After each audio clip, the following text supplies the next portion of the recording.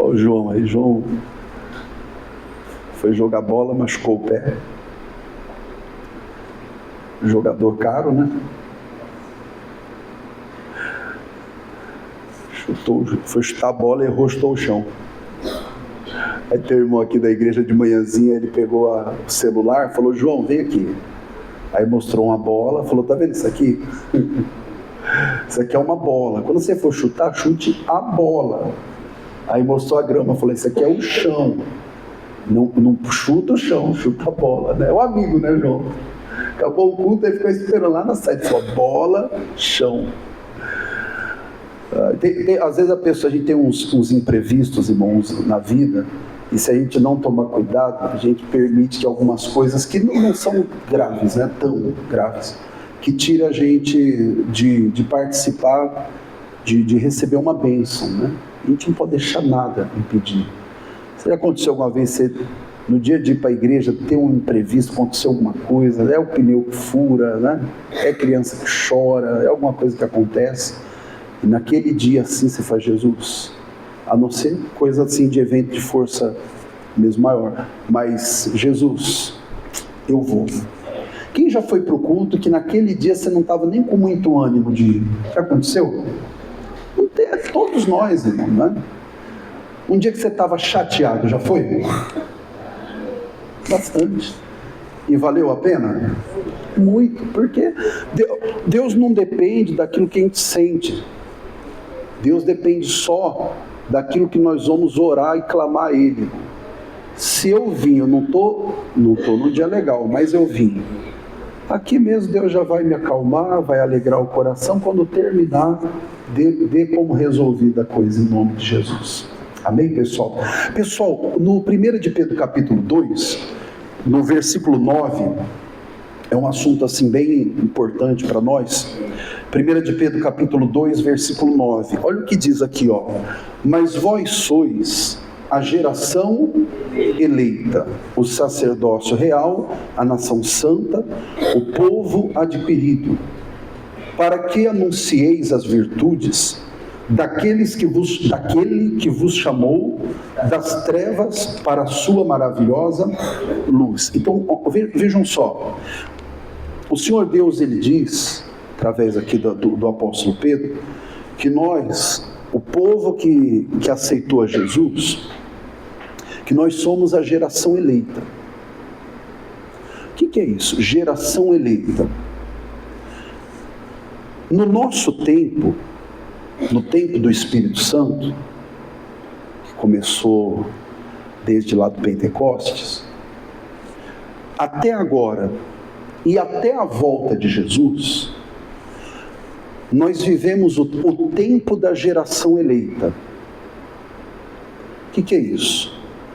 Todas as gerações que vieram depois disso, elas já vieram com a vantagem de poder sair das trevas para a luz, uma decisão. Só que o que está acontecendo? De manhã, assim, até eu falei, demorei um pouquinho mais nesse assunto. O que está acontecendo? Essa geração eleita, esse sacerdócio, nação santa, geração de sacerdócio real, está se desvirtuando. Está começando, pessoal, assim já não é de agora, um evento que está transformando a geração de crentes em pessoas mundanas, contaminadas, fracas, que estão por um vento de doutrina. Eu falei aqui na vigília sexta-feira, num vento de doutrina, eles estão indo fácil, caindo no conto do demônio e estão seguindo as coisas, os rudimentos desse mundo. Mas por que isso está acontecendo? Se nós somos a geração eleita, o sacerdócio de Deus, porque nós estamos deixando esses ventos de doutrina do demônio, que tem soprado, inclusive, principalmente no meio do povo de Deus. É uma coisinha que a gente vai deixando passar, que a gente aceita. É algo que Deus não se agrada, mas a gente pensa, mas Deus não é mau, Ele não vai me condenar por isso. Mas Deus não quer condenar ninguém, Ele quer salvar. Mas Ele coloca diante de nós a escolha, a decisão, se nós vamos fazer pelo caminho dele ou por outro caminho. O Josué, no final já da carreira dele, do ministério dele, ele falou assim, vocês vão decidir a quem vocês vão servir, se a Deus ou se Baal, os Astarote, porque eu e a minha casa serviremos ao Senhor. Por que o Josué disse isso? Porque logo em seguida, a morte de Josué, morre toda aquela geração que Deus deu até longevidade para poder mostrar como é que servia a Deus, aí morreram todos. E a geração que veio em seguida, diz a palavra de Deus, que não conhecia o Senhor, irmão. Juízes capítulo 2, olha o que diz lá. Se levantou uma geração, que era uma geração assim, uma geração levada em constantes, né? Levada por ventos do erro. No capítulo 2 de Juízes, no versículo 7, diz assim, e serviu o povo ao Senhor todos os dias de Josué, e todos os dias dos anciãos que prolongaram os seus dias depois de Josué, e viram toda aquela grande obra do Senhor, a qual ele fizera a Israel. Faleceu, porém, Josué, filho de Num, servo do Senhor, da idade de 110 anos. Sepultaram no termo da herdade, em Timnaeres, no monte de Efraim, para o norte do monte Gaás. E foi também congregada toda aquela geração a seus pais, morreram, né? E outra geração, olha lá, outra geração após eles se levantou. Lê aí, pessoal. Que não conhecia o Senhor, nem tampouco a obra que fizera Israel.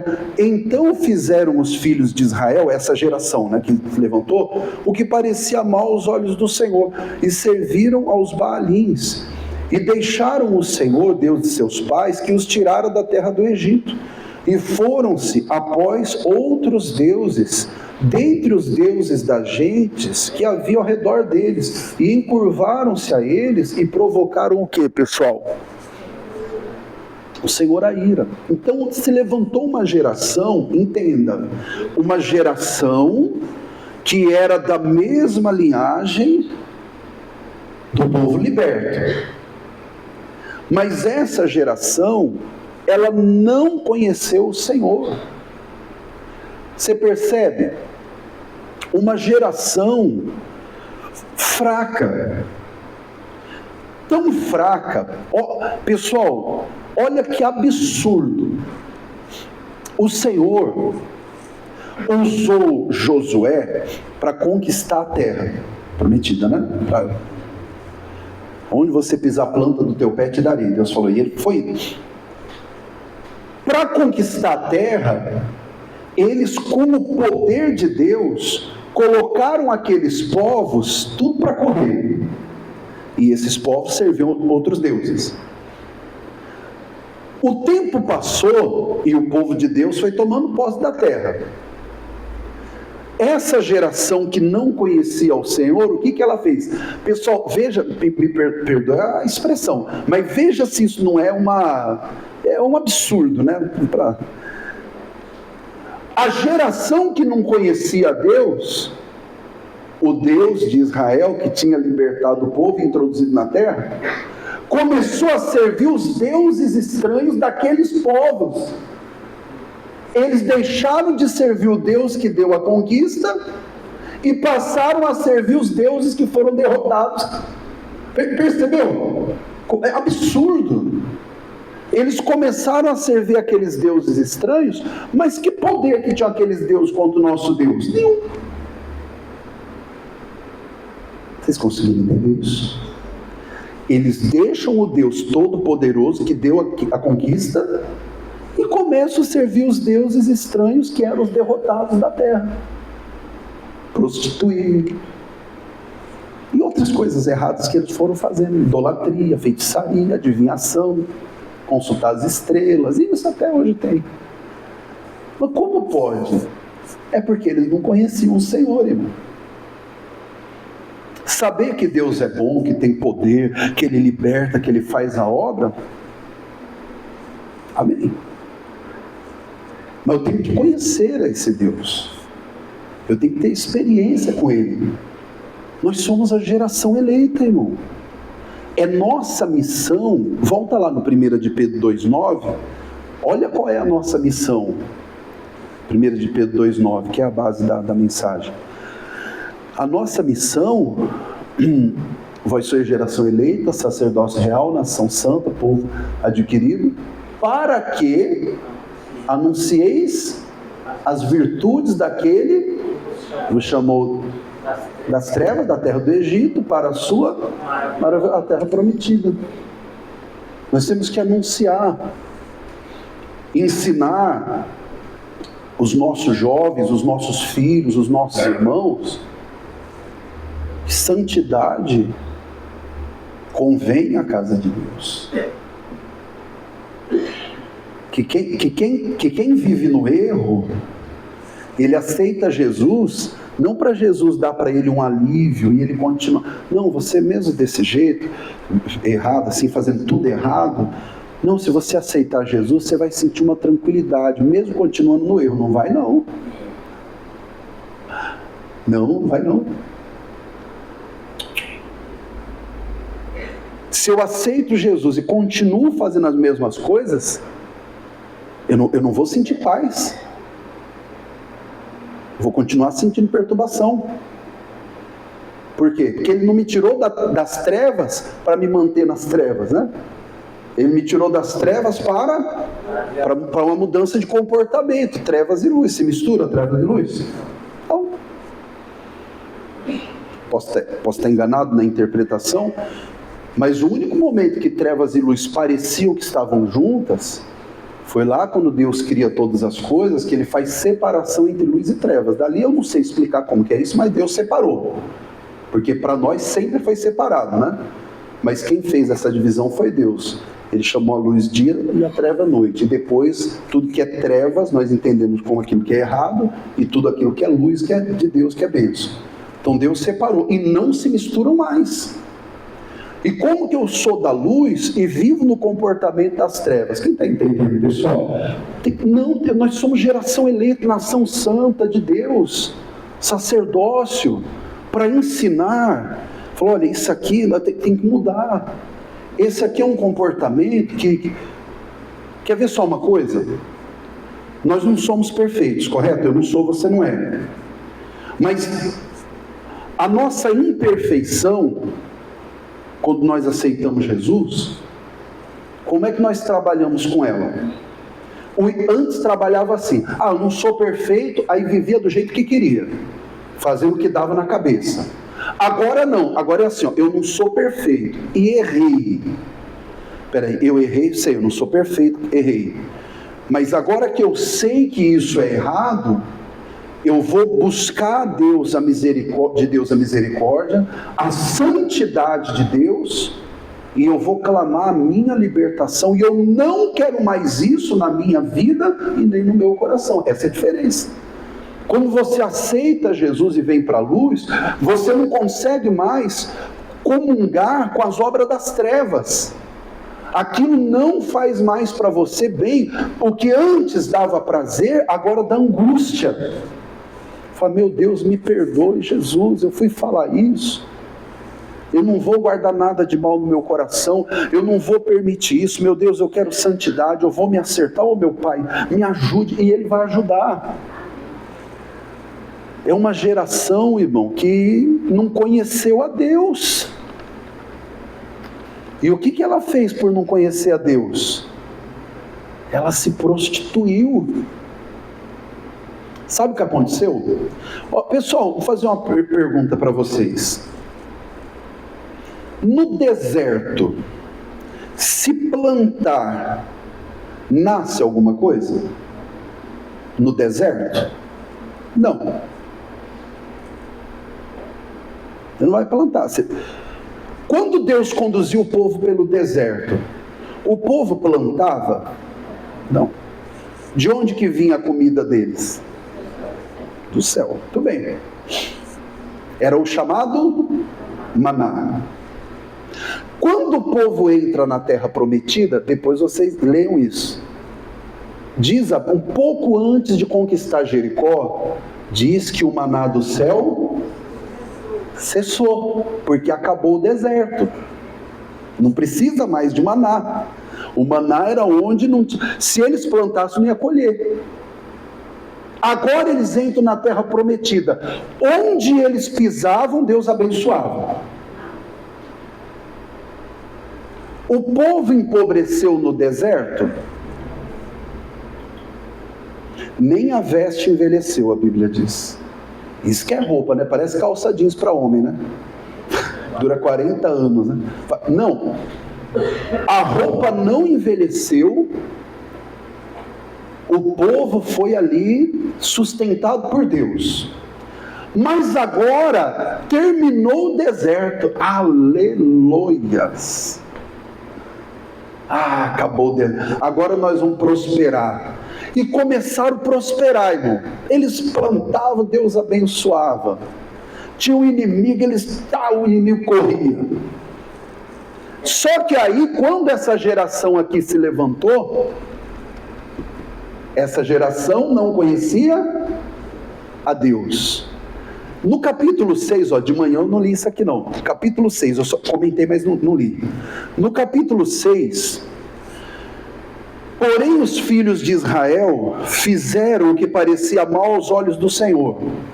E o Senhor os deu nas mãos dos midianitas por 7 anos. E prevalecendo a mão dos midianitas sobre Israel, fizeram os filhos de Israel para si, por causa dos midianitas, as covas que estão nos montes, e as cavernas e as fortificações. Porque sucedia que, semeando Israel, subiam os midianitas e os amalequitas. E também os do Oriente contra eles subiam. E punham-se contra eles em campo, e destruiu a novidade da terra, olha lá, hein? Até chegarem a Gaza, e não deixavam mantimento em Israel, nem ovelhas, nem bois, nem jumentos, porque subiam com seus gados e tendas, vinham como gafanhotos, em tanta multidão, que não se podiam contar, nem eles, nem os camelos, e entravam na terra para destruir. Vamos lá, versículo 6, vamos ler juntos? Assim, Israel empobreceu muito pela presença dos midianitas. Então os filhos de Israel clamaram ao Senhor, e aí nós vamos entrar, não hoje, no outro dia, na próxima parte, que é quando se levanta o Gideão. No deserto o povo empobreceu? Empobreceu na terra prometida. Absurdamente, o povo de Deus empobreceu na terra prometida. Por quê? Uma geração que não conhecia o Senhor. Você percebe? Mesmo o povo de Deus, mesmo na terra prometida, se não conhecer a Deus, empobrece. E quando fala empobrece, não é só financeiramente. Empobrece de princípios.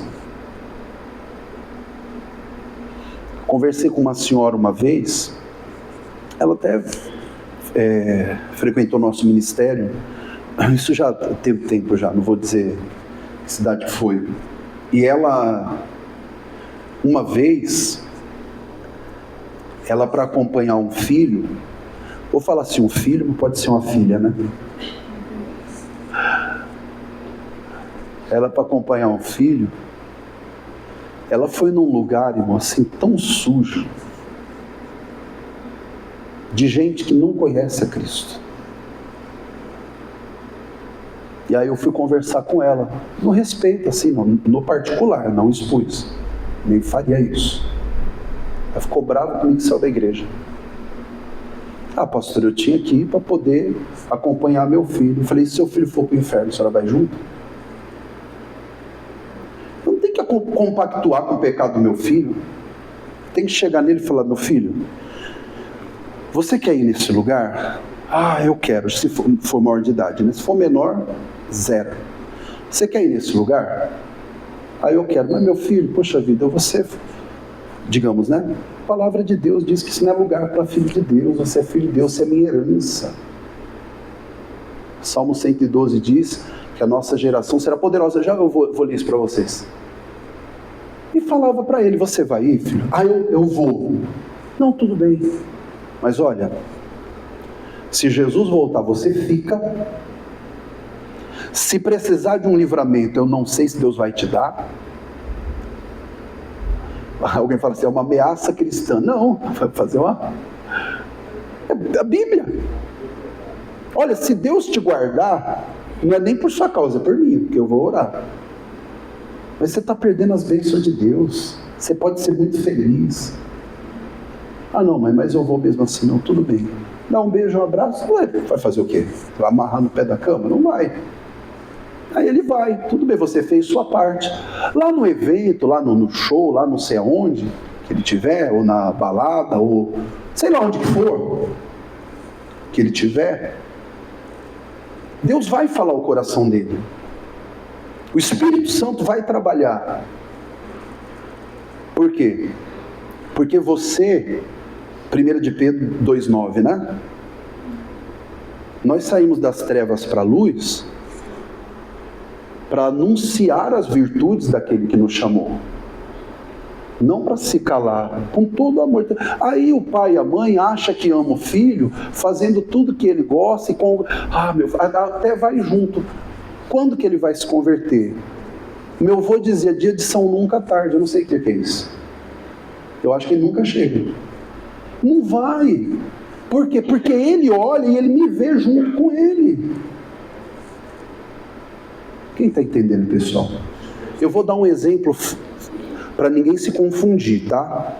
Rapidinho, eu vou falar 1 minuto só, senão a gente perde o assunto. Eu sou casado, eu não sou servo de Deus, minha mulher é. Nós dois somos os que comandam a casa, ela e eu. Aí eu decido fazer uma festa em casa. Como eu não sou servo de Deus ainda, não tenho esse temor, então eu vou comprar bebida, vou comprar todas as coisas. A minha mulher pode me impedir de fazer isso? Não. Ela vai sair de casa por causa disso? Também não. Ela vai ficar ali na oração, na sabedoria, não vai participar das coisas erradas, mas é a mesma casa, ela não pode sair. Se o descrente convém habitar com ela, não o deixa, a Bíblia diz. Agora, outra coisa é eu ir para uma balada, percebeu? Eu saio do meu âmbito familiar e vou num outro lugar para agradar. Eu falo, não vou. Não, isso não é lugar para servo de Deus. Nós temos que anunciar, irmão. Ainda mais quando é mãe, filho, pai, filho. Não. Senão nós vamos a próxima geração vai ser uma geração que não vai conhecer a Deus e vai empobrecer. O amor se confunde hoje em dia com compactuar com tudo que houve. O rapaz, ou a moça, o rapaz é homem, diz que sente mulher. A mulher diz que sente que é homem. E o pai e a mãe falam assim, eu apoio o que meu filho diz. Como assim? Meu filho, eu vou te falar aqui na Bíblia. A palavra de Deus diz que isso é pecado. Eu não concordo. Tranquilo. Como Deus não atende os meus caprichos, concordando ou não, o que Deus fala... Olha que interessante, olha como nós somos abusadinhos, ser humaninhos abusadinhos. Os céus e a terra vão passar. Nós somos abusados, né? Mas a palavra de Deus não vai passar. E nós falamos, eu não concordo com o que diz a palavra. A palavra de Deus é antes de mim, é depois de mim. E eu digo que eu não concordo. Ou alguém diz que não concorda, e eu falo, não, tudo bem não, você está errado. A palavra de Deus diz que se é errado, pode ser o que for. Homem, mulher, casado, solteiro, se é errado, é errado. Nós precisamos fortalecer uma geração. E como nós vamos fortalecer? Tratando mal? Não. Desrespeitando? Não. Falando a verdade. Qual verdade? A única que existe. Libertadora, a verdade que liberta, né? Existem verdades por aí, mas a verdade eterna só tem uma. Jesus falou, João 14,6, eu sou o caminho, só tem esse, não tem outro, é só ele. Então eu preciso gerar. Mas se eu, pessoal, olha aqui para mim, mas se eu sou uma pessoa que tem medo de falar a verdade, se eu sou fraco, como que eu vou fazer uma geração forte? A igreja primitiva, irmão, foi para as arenas lá para ser comido pelos leões, perseguido, gente que morreu para o evangelho chegar até nós. E nós não temos coragem de dizer um não para uma pessoa que está contra aquilo que Deus fala. Ah, não vou falar para não ofender. Não, mas não vou ofender. Se a palavra de Deus ofende, o problema não é comigo, o problema é com a palavra de Deus. Amém, pessoal? Amém. Pastor, eita misericórdia. É. Porque assim, um discurso politicamente correto é mais fácil. Mas não foi para isso que Deus te chamou, nem que Deus me chamou. Rapidinho, pessoal, 1 minuto também, pode contar. Relógio de paranaense, não de mineiro. De paranaense, né? Bem lembrado. Ó, 1 minuto de relógio de paranaense. Muitos anos isso, não tinha nem filho ainda. O rapaz veio, estava com problema no casamento, muitos anos isso, eu não tinha nem filho ainda. E falou assim, poxa, estou com problema com a minha esposa e tal, você é pastor? Sou. Deu um conselho, deu uma palavra, ele foi e fez tudo ao contrário. Até traiu a mulher. Na verdade, que ele já estava até traindo. Aí quando ele veio falar comigo de novo, ele veio assim meio pensando, achando que eu era dentista. Amarelei o sorriso dele, sem dó nem piedade. Veio, sabe como que é, né? A gente é homem, né? Falei, eu sou tão homem como você. E eu não penso que esse é o caminho para um homem de Deus. Você está errado. Como é que você acrescentou mais ainda os problemas do seu casamento e tal? Um empresário.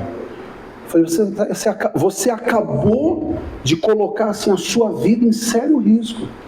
O adultério é um pecado que é uma coisa terrível na vida do ser humano. Arrependa-se e tal. Falei, sério, ele estava rindo, ele achou. Falei, não, amigo, eu tinha falado com ele poucas vezes. Numa ele contou isso, na outra ele já contou que fez tudo errado, e eu falei para ele, está errado, amigo. É completamente errado. Ah, não vou falar não, porque é uma pessoa, no caso, né? Ah, não vou nem falar, porque é uma pessoa de... Não, fala, amigo, a palavra de Deus é a mesma para ricos, pobres, né? Para todos. Eu não posso ter medo de falar. Com amor, com respeito, e às vezes até para segurar mesmo assim e tirar a pessoa da mão do diabo, irmão. Segurar da mão dela e tirar da mão do diabo. Amém, igreja?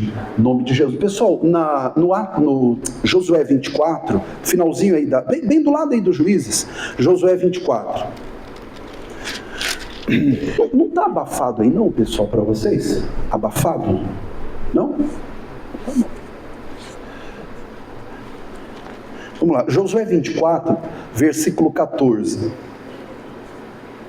Josué 24, 14, eu falei para vocês agora há pouco. Agora, pois, temei ao Senhor e serviu com sinceridade e com verdade.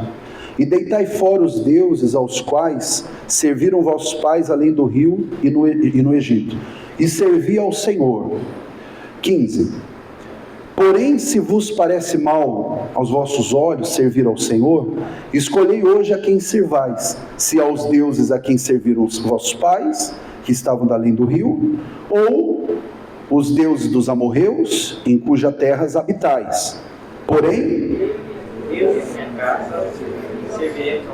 antes de Josué morrer, ele já veio avisando, falou: ó, pessoal, a terra que vocês habitam tem deuses estranhos. Vocês querem servir eles? Os deuses do Egito?